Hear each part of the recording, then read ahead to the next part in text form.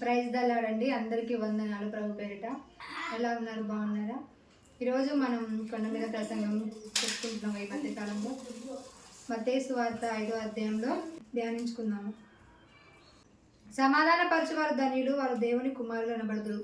ఇక్కడ ఏమని రాయబడిందంటే సమాధానపరచువారు ధన్యులు, వాళ్ళు దేవుని కుమారులు అనబడు అని ఉంది. సమాధానం అంటే మరి దేవుడి బిడ్డలమైన మనకు సమాధానంతో నింపబడాలి. సమాధానంతో నింపబడినప్పుడు మన హృదయంలో సమాధానం ఉండాలి, మన కుటుంబంలో సమాధానం ఉండాలి.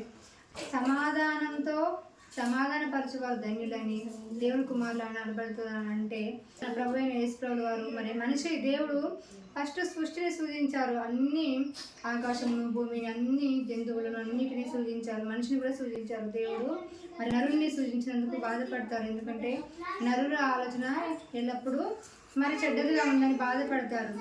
అందుకే మనం ఆజ్ఞ అతిక్రమం పాపం కాబట్టి ఆజ్ఞను అతిక్రమించి మరి మానవుడు తప్పిపోయాడు కాబట్టి దేవుడికి అని మానవుడికి ఏమవుతుందంటే అసమాధానం అవుతుంది.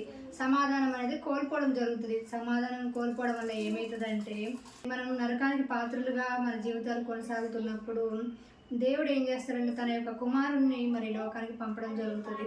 ఎందుకంటే మానవుడికి దేవుడికి మరి తెగిపోయిన ఆ సంబంధాన్ని ఆ సమాధానాన్ని సమాధానంగా మార్చడానికి మరి లోకానికి రావడం అవుతుంది. కాబట్టి సమాధాన పరచువారు ఎవరు? దేవుని కుమారులు అనబడతారట. ప్రభు అయితే మరి తన యొక్క తండ్రి యొక్క బాధ్యతను ఎలాగైతే నిర్వర్తించారో మరి దేవుడి బిడ్డలమైన మనం కూడా మరి సమాధాన పరిచే వ్యక్తులుగా ఉండాలి.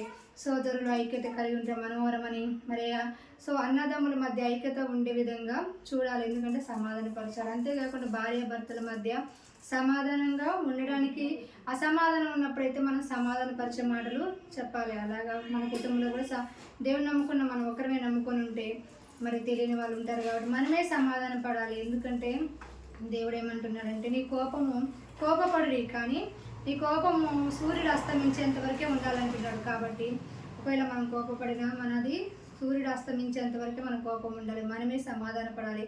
దేవుడి బిడ్డలమైన మనం సమాధాన పడినప్పుడు అది మరి లోకము చూసి వాళ్ళు కూడా సమాధానంగా నేర్చుకుంటారు. అలాగే మన సమాజంలో జీవిస్తున్నప్పుడు మరి కొంతమందిని మనం సమాధాన పడాలి. కాబట్టి సమాధాన పడ్డప్పుడు ఏమవుతుందంటే వాళ్ళు సమాధాన పడరు, అల్లరిగా చేస్తూ ఉంటారు. అప్పుడు ఏమన్నాడు దేవుడు అంటే శక్యమైతే నువ్వు ఆ సమస్త జనులతో సమాధాన పడమన్నాడు. ఒకవేళ శక్యమయ్యే పరిస్థితులు లేకపోతే మరి మౌనం కావచ్చు, కానీ మనమైతే సాధ్యమైనంత వరకు సమాధాన పడడానికి ప్రయత్నించాలి. అలా దేవుడు చెప్పడం జరుగుతుంది. అంతేకాకుండా నువ్వు బలిపీఠం వద్ద నీ అర్పణ అర్పించుతున్నప్పుడు నీ సోదరుని ఎదుట మరి నీ సోదరుడితో నీకు ఏదైనా వివాదం ఉంటే ముందు వెళ్ళి నీ సోదరునితో సమాధానం పడ్డాక వచ్చి నీ అర్పణం అర్పిస్తే అర్పణం అనేది అంగీకరిస్తాను దేవుడు చెప్పడం జరుగుతుంది. మరి అదేవిధంగా మనం సోదరులు ఎవరైనా మరి మన వివాదం ఉన్నప్పుడు సమాధాన పడాలి.